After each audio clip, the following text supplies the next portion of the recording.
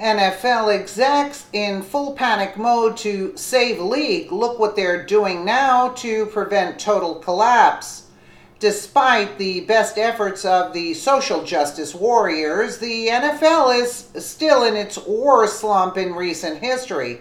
The numbers of viewers continues to plummet as Americans are increasingly insulted by the players who protest the national anthem.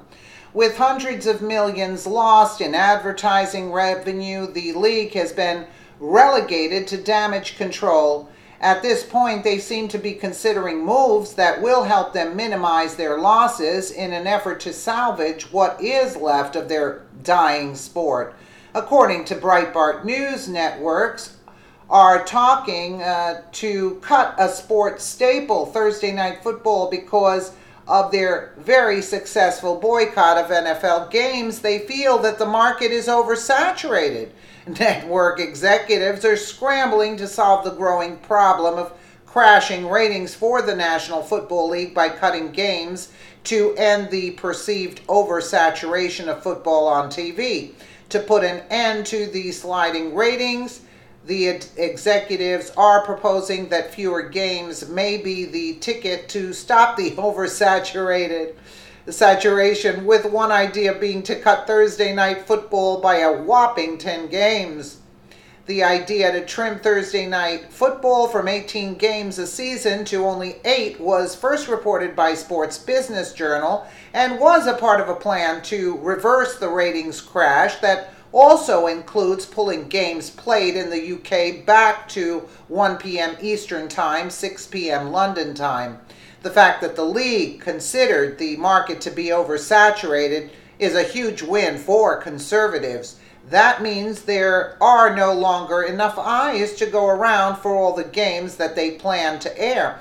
It also means that the players will likely start feeling the burn in the networks if the networks aren't willing to carry as many games. It will make for less money available to the teams, and that will eventually filter down to the players. The cuts aren't entirely new territory for the league, though. The past few years, among of games televised have skyrocketed as popularity increased.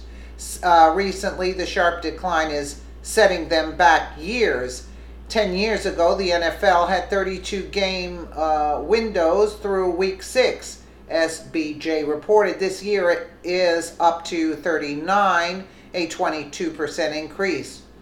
It's even more crowded in college, where the 2007 windows to this point added up to 105. This year it's at 179, a whopping 71%.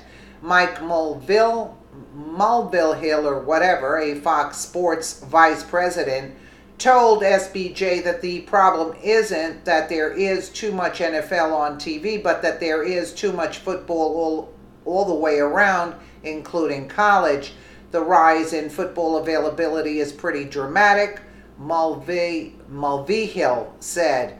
This is what drives fragmentation in every area of television. You can argue whether there's greater or lesser interest in the game of football than there was 10 years ago, but clearly whatever that interest is, it's being spread out over quite a few more windows than it was 10 years ago.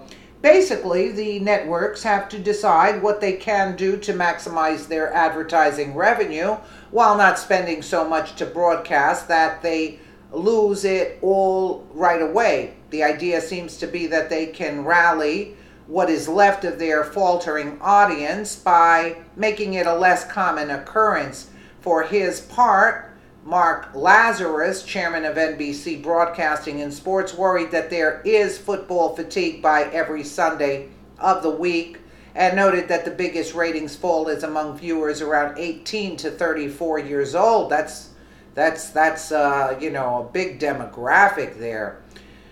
They more and more are getting satisfied by the alternatives of highlights and scores that are available during the game, Lazarus said. That continues to train young viewers to follow our sports, not watch our sports. That is concerning for all sports television. Ratings are still down despite the small rise seen in week 7. Yeah, right, they had a rise. NBC Sports is off 21% from 2015. CBS Sports is down 14%. ESPN down 17% over 2015.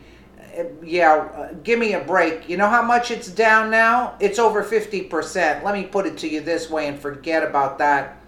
The National Football League is seeing the lowest viewership that they had overall in almost 20 years. And why is that? Oh, because it's an oversaturation? No, it's because conservatives have woken up to the fact of these people are disrespecting our country and have racist tendencies, which is a complete turnoff in this day and age. Some reports say that the numbers are equivalent to what the viewing was in 1998. As you can imagine, that's made for some serious soul-searching among the NFL executives as well as the team owners. Well, it's a little too late now. The only people who still don't seem too worried about the problem are the players. Yeah, because they still have to be paid and they don't care. But come next year, let's talk to them now. Whose contracts aren't yet in jeopardy. There you go. They've even gone so far as to extend an invitation to the NFL meeting to the guy who started this protest in the first place, Colin Kaepernick. You can kiss the league goodbye because they rehired him. When the league wouldn't invite him to talk about a game he's no longer playing, some of his former teammates decided to take it upon themselves.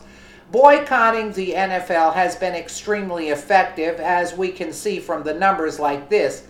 And did not portray the correct numbers. You were just given the numbers that they gave you.